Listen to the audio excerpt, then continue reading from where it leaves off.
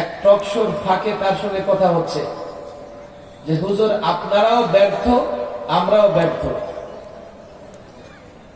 আমি বললাম আমরা কিভাবে ব্যর্থ?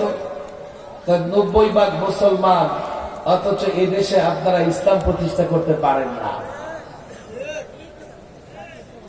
দেশের 90% মুসলমান, অথচ কোরআন প্রতিষ্ঠার জন্য আন্দোলন করা লাগে, সংগ্রাম করা লাগে। 90% মুসলমানের দেশে টুপি দাড়ি রাখলে জঙ্গি গালি খাওয়া লাগে। কত কথা, ব্যথাও অনেক।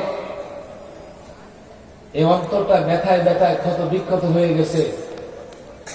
গত 16 বৎসরে সবচাইতে বেশি টর্চার, জুলুম সহ্য করেছে ওলামায়ে কেরাম। আমি একটা ক্ষুদ্র মানুষ, আমিও 3-3 সরকারি মেহমান ছিলাম। সর্বশেষ 21, 22, 23-এর একটা অংশ ইচ্ছে মতো তারা মেহমানদারি করছে। চ্যানেলটি সাবস্ক্রাইব করে আমাদের সঙ্গেই থাকুন। খুব খাতির যত্ন করছে, 1.5-2 মাস রিমান্ডে রেখেছে। আমি এখনো রিমান্ডের দিনগুলোর কথা বলতে পারি না। রিমান্ডে একজোড়া কাপড় পরে থাকতে হয়, ক্যামেরা লাগানো।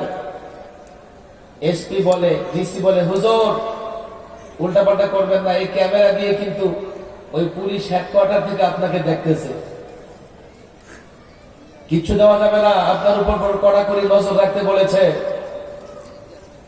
একজোড়া কাপড় পরে রিমান্ডের রুমে সারাদিন তো বসে থাকা যায়, ঘোরাফেরা করা যায়। রাত্রে ঘুমাবেন, অন্তত মাথাটা রাখার তো জায়গা লাগে। মাথা রাখবেন কোথায়? ওই পানির বোতল, 2-2.5 লিটারের পানির বোতল, আমাদের খাবার জন্য যে পানি দেওয়া হতো, এই বোতলটা মাথার নিচে দিয়া কিছুক্ষণ ঘুমানোর চেষ্টা করতাম। মাঝে মাঝে খুব ভালো ঘুম হয়ে যেত, কিন্তু ঘুম থেকে উঠে দেখতাম বোতলের রেখাগুলো মাথার মধ্যে ঢুকে গেছে। গত 16 বৎসরে সবচাইতে বেশি জুলুম সহ্য করেছে ওলামায়ে কেরাম। আল্লামা মুফতি আমিন রাহিমাহুল্লাহকে গৃহবন্দী করার মাধ্যমে তারা জুলুম শুরু করে। আল্লামা মুফতি আমিন রাহিমাহুল্লাহ 21 মাস মৃত্যু পর্যন্ত গৃহবন্দী ছিলেন। গৃহবন্দী রেখে তিলে তিলে তাকে মৃত্যুর মুখে ঠেলে দেওয়া হয়েছিল। কথা অনেক, ব্যথাও অনেক, কিন্তু হাতে সময় কম, যার জন্য ব্যথার জায়গা বিস্তারিত আলোচনা করা যায় না। 16 বৎসরে এতটা ষড়যন্ত্র হয়েছে টুপি দাড়িওয়ালাদের বিরুদ্ধে। হঠাৎ একদিন পত্রিকা ইশতেহার, বিজ্ঞাপন। কি বিজ্ঞাপন? জঙ্গিবাদের আলামত। কি আলামত জঙ্গিবাদের? দেখা হলে যদি বলে আসসালামু আলাইকুম, এরপরে মাশাআল্লাহ, জাযাকুমুল্লাহ, আলহামদুলিল্লাহ। টাকনুর উপরে কি করে? টাকনুর উপরে কাপড় পরে, ধর্মীয় বই পুস্তক ইত্যাদি সাথে রাখে। এগুলো সব জঙ্গিবাদের আলামত। এমন বিজ্ঞাপন পত্রিকায়ও ছাপা হয়েছে।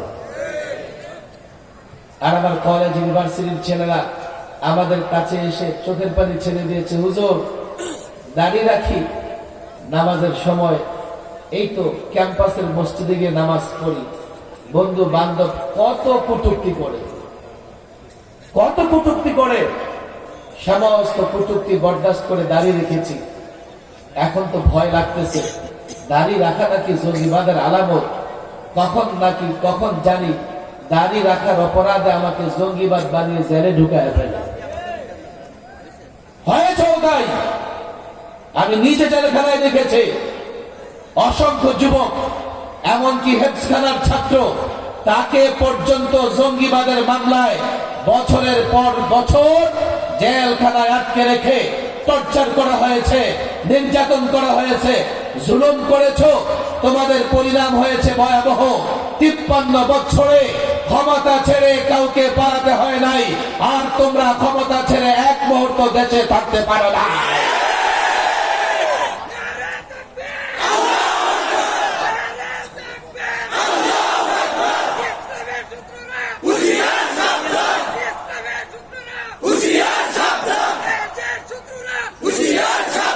আমরা প্রতিহিংসায় বিশ্বাসী নই, আমরা প্রতিশোধে বিশ্বাসী নই, কিন্তু যেমন কর্ম তেমন ফল,